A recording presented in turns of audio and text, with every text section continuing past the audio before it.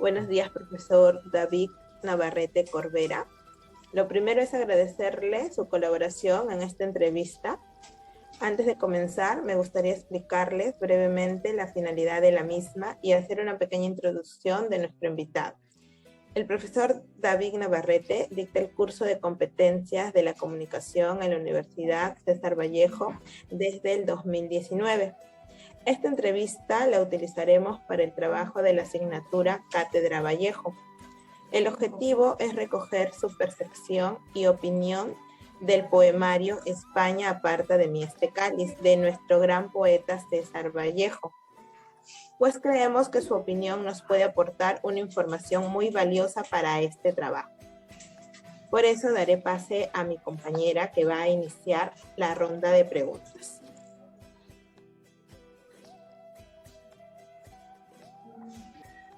¿Cuál fue el propósito que quiso transmitir Vallejo al escribir Himno a los Voluntarios de la República, ¿no? Por eso esperamos su respuesta.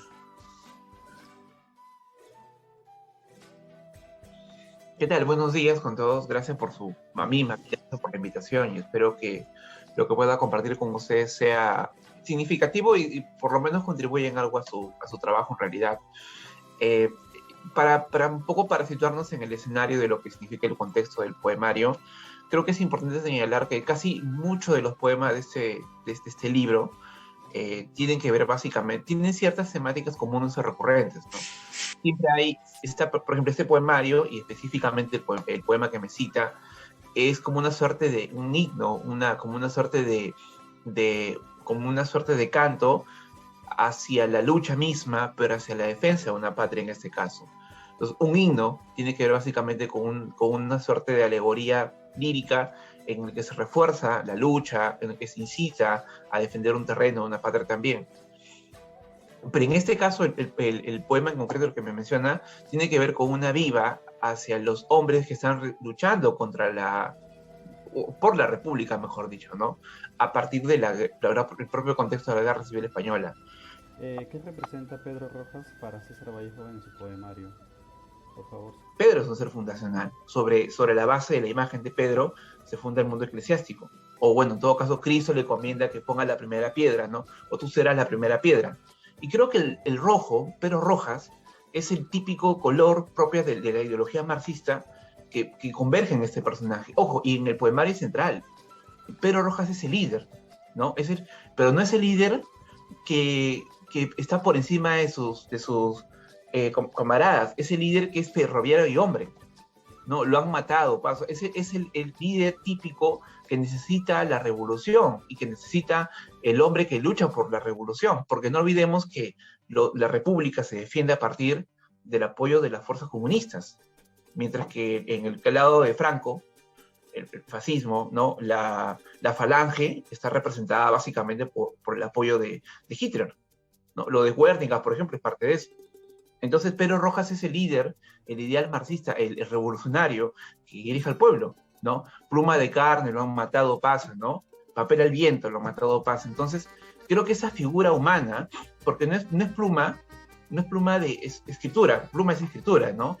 Pero no es la escritura que se escribe desde el mundo, como el poeta como el ser alado. Es el poeta de carne y hueso, es pluma de carne. Entonces, Pedro Rojas se convierte en el ideal revolucionario, líder revolucionario, que muere por el pueblo, que se sacrifica por el pueblo. Creo que eso es también importante en el poemario. Gracias, profesor. Buenos días, profesor. Mi pregunta sería, ¿cuál sería su opinión sobre el poema Invierno en la batalla de Teruel? Gracias.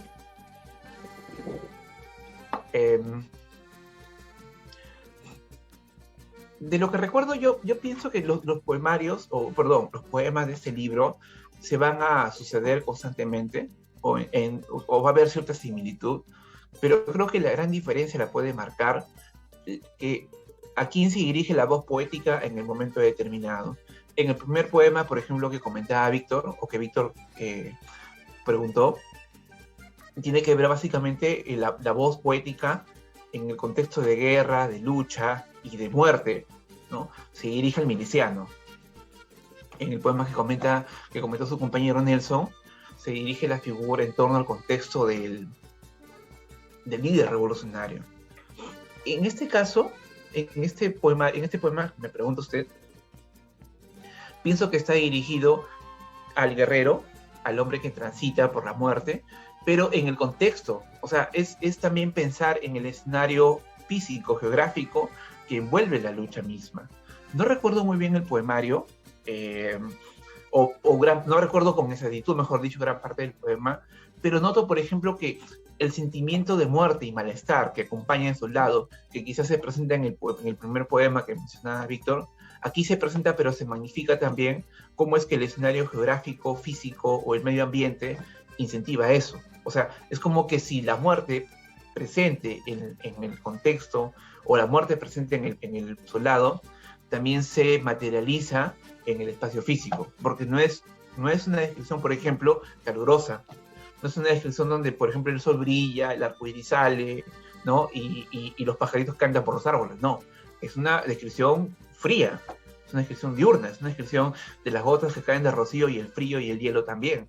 Entonces, es para más o menos contextualizar el proceso de muerte del soldado presente, pero en ese espacio. Gracias, profesor Edgar. Justamente mi pregunta es con relación a Maza. En Maza nos habla César Vallejo de la resurrección, ¿no? Y quería saber, en su opinión, cómo es que logra César Vallejo la unión de todas las personas para que se pueda realizar eso. Es justamente la que permitiría posiblemente alertarnos sobre el tema de lo que significaría vencer la muerte. Creo que el proyecto estético de Vallejo viene con el tema de la solidaridad, ¿no? O sea, al final, creo que la muerte es lo impensado, la muerte es lo invencible hasta cierto punto, pero hay una esperanza, al menos como humanidad, no por la muerte del cadáver, el cadáver ya es cadáver.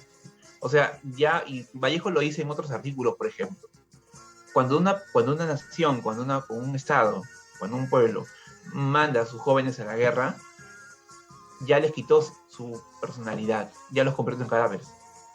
Pero quizás la idea de la solidaridad viene en las futuras generaciones, ¿no? El cadáver ya está ahí, ¿no? Ya es cadáver, pero quizás posiblemente, aunque se levanta al final, pero quizás la idea de la solidaridad y la hermandad y la unión de todos sea importante. Muchas gracias, Lourdes. Continuando con las preguntas, según su análisis, ¿qué enseñanza nos deja el poema Redoble fúnebre a los escombros de Durango?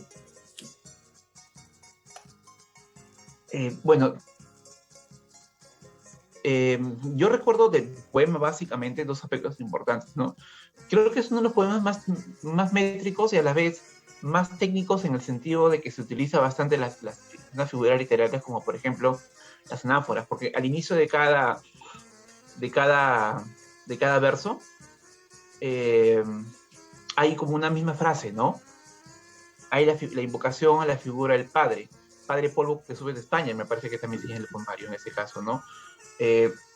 Yo creo que ahí, por ejemplo, el redoble fúnebre tiene que ver fundamentalmente con una suerte de anticipación, ¿no? Como también un canto posiblemente de homenaje hacia las víctimas. Titulado Cuídate España de tu propia España. ¿Qué advertencia cree usted que nos deja Vallejo mediante este poema? Bien, gracias por la pregunta. Yo creo que aquí hay como desde ese momento hay como una línea, ¿no? Primero habla a los milicianos, luego le habla al líder, luego al cadáver, y en este caso ya le habla directamente a la nación España. Hay un uso interesante, por ejemplo, del vocativo, ¿no? Cuídate, España, de tu propia España. O sea, el vocativo es significativo para hablar de España como nación, para que se cuide de ella misma, pero cuando dice de ella misma, es de la gente que está en ella misma, de los gobiernos, de las personas que están ahí, de las futuras generaciones. Porque... ¿Qué valor puede rescatar del poema España aparta de mí este cáliz?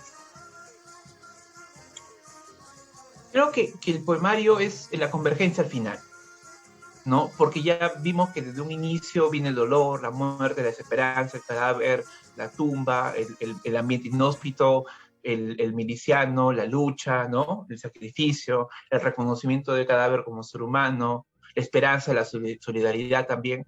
Y al final es como que la voz poética siente el dolor ante la cantidad de tragedia, y es como la personificación de la voz religiosa, la voz mítica cristiana, así como Cristo le pide, Dios mío, que se haga tu voluntad en el huerto de los olivos, pero aparte de mí este cáliz, es España, como la forma divina, quizás magnificada, aparte de mí también este cáliz, ese cáliz de dolor, porque es la voz poética vallejiana, que siente un dolor terrible porque Vallejo ama a España, vivió allí, y el dolor de ver la muerte es terrible. Bueno, profesor David, muchas gracias por su tiempo, muy amable por aceptar esta entrevista, por compartir su perspectiva y su opinión sobre este poemario, España aparta de mí este cáliz. Le agradecemos y nos despedimos. Que tenga muy buenos días. Muchas gracias a ustedes. Muchas gracias, profesor, muy amable. Profesor, muchas gracias. Cuídense mucho.